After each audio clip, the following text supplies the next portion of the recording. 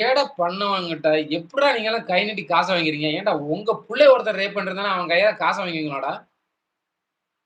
உன் மகளையோ, உன் மனைவிய யாராச்சு கொலை பண்ணியிருந்தாலோ, இல்லாட்டி ஏதோ ஒரு ரேப் பண்ணியிருந்தாலோ, கற்பழிச்சிருந்தாலோ, நீ அதே கையால இந்த ஆட்சியில இருக்கவன் னால தான் இது நடந்துச்சு.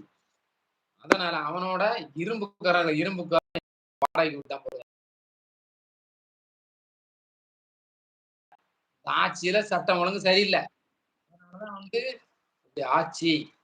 என்னோட குழந்தைக்கு இப்படி ஆச்சு. என்னோட இதுக்கு மனைவிக்கு இப்படி ஆச்சு அப்படின்னு சொல்லி, ஆனால் நீங்க அந்த கையால நீங்க அவங்கள்ட்ட காசு வாங்குவீங்களா? உங்க வீட்ல நடக்கணும்னு தான் சொல்லி காச வைக்கிறேன். நம்ம வீட்ல நடக்கலையே. நம்ம வீட்லயும் நடந்துச்சு. நம்ம வீட்ல நடக்கல. எங்கேயோ நடந்துச்சு.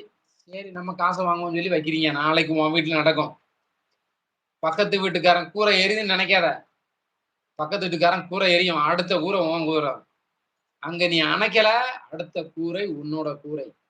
சரியா? அங்க